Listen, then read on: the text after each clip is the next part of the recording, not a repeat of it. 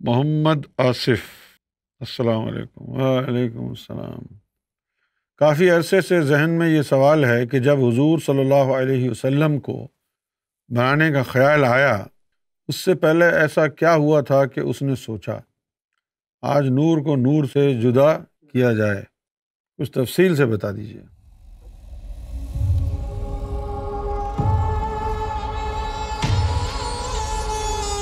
نور کو نور سے جدا تو نہیں کیا۔ اب نبی کریم صلی اللہ علیہ وسلم کو بنایا کیوں؟ کیا خیال آیا؟ خیال یہی آیا تھا کہ اللہ تعالیٰ کی یہ منشا تھی کہ وہ اپنے آپ کو ایسی صورت میں مشتہر کرے، اپنا ایسا اظہار کرے کہ جس کو وہ جس مقصد کے لیے بنا رہا ہے وہ اس کو پہچانے، اس کو سراہے، کیونکہ حسن کی ڈیمانڈ ہے اپریسیشن، ایڈمیریشن۔ اگر اپریسیشن اور ایڈمیریشن نہ ہو تو پھر یہ بہت بڑا مسئلہ ہے۔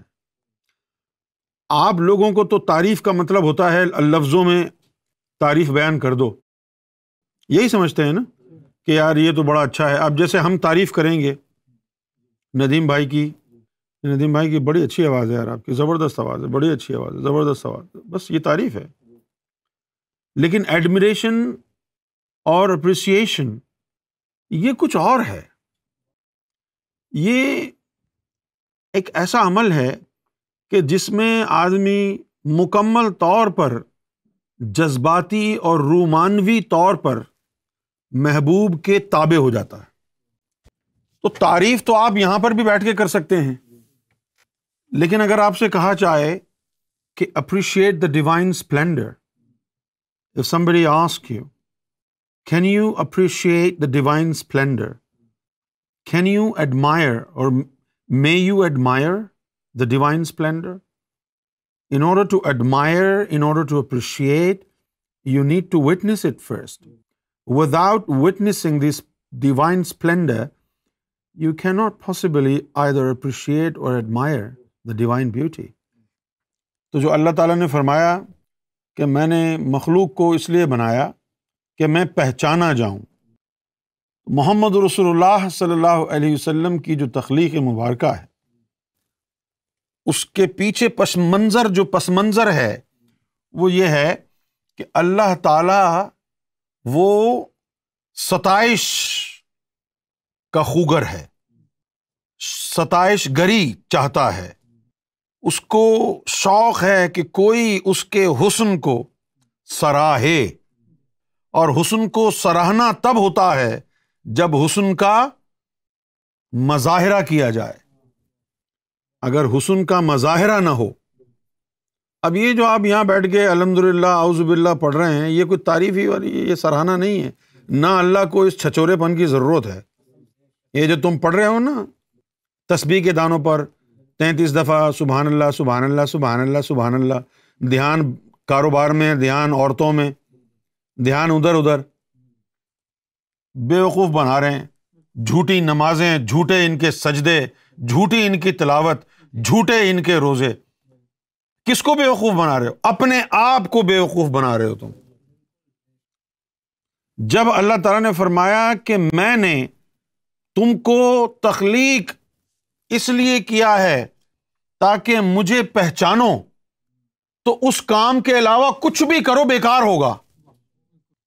بھائی میں ایک ڈرائیور رکھتا ہوں، ڈرائیور کیوں رکھا میں نے؟ پانی منگانے تو نہیں رکھا نا، چائے بنانے کے لیے رکھا ہے۔ وہ بندہ پانی بھی لائے، چائے بھی بنائے، کپڑے بھی دھوئے، لیکن گاڑی نہ چلائے تو پھر تو بیکار ہے۔ او بھائی اللہ تعالیٰ نے مخلوق کو بنایا اس لیے ہے تاکہ وہ اپنا عرفان مشتہر کرے، اپنے جلوے بکھیر دے، مشتہر کر دے۔ He literally put himself on display. Come on, appreciate my beauty. Come on, admire me. اور تم خشک عبادتوں میں لگے ہوئے ہو، ہاتھ میں تسبیح پکڑ کے 33 دفعہ سبحان اللہ سبحان اللہ سبحان اللہ، اور دھیان کہیں اور ہے۔ یہ تو کھلواڑ کر رہے ہو تم رب کے ساتھ، یہ تو تم رب کو ناراض کر رہے ہو، رب کو غصہ دلا رہے ہو۔ تو جب محمد رسول اللہ کو بنایا اللہ تعالیٰ نے اس وقت سوچ یہی تھی کہ میں ایسا شاہکار بناؤں. کیسا شاہکار؟ ایسا شاہکار بناؤں کہ وہ مجھے میری طلب کے مطابق چاہے. ہاں، اتنی مقدار میں مجھ سے عشق کرے جتنی مقدار میں عشق کروانا چاہتا ہوں. اس لیے محمد رسول اللہ کی روح کو بنایا. کیونکہ اللہ تعالیٰ جو ہے وہ الفاظ اس کے ہیں, he loved to be known. اللہ تعالیٰ کو اس بات کا شدت کے ساتھ چاہت تھی, اس بات کی کہ کوئی اس کو پہچانے. ابھی دیکھو ہماری بھی فطرت میں ہے, ہم اس کی مخلوق ہیں نا, تو we have inherited it from God. ٹھیک ہے نا, کہ جب کوئی چیز ہوتی ہے ہمارے پاس ہاتھ لگ جاتی ہے کوئی اچھی چیز, تو ہم چاہتے ہیں کہ لوگ اس کو دیکھیں. اب یہ جو یوٹیوب کے اوپر ویڈیوز لگی ہوئی ہیں, کیوں لگی ہوئی ہیں؟ دیکھیں. اس لیے حدیث جبریل میں آیا مرتبہ احسان کے حوالے سے, اللہ کے رسول صلی اللہ علیہ وسلم نے فرمایا کہ تو عبادت ایسی کر جس میں تو رب کو دیکھے. اگر آپ نماز پڑھیں اور اس میں رب کو دیکھ رہے ہوں تو آپ اندازہ کریں پھر اس نماز کا کیا عالم ہوگا. ذرا سوچئے کہ نماز میں کھڑے ہوئے ہیں آپ اور رب کا دیدار ہو رہا ہے, تو پھر کیا عالم ہوگا ایسی نماز کو. جو ابھی نمازیں پڑھ رہے ہیں آپ, کیا اکھاڑ لیا آپ نے؟ پڑھتے رہیں. ایک نقطے وچ گل مکدی ہے, ایک نقطہ یار پڑھایا ہے, پھڑ نقطہ چھوڑ کتاباں نو, بند کر کفر دیاں باباں نو.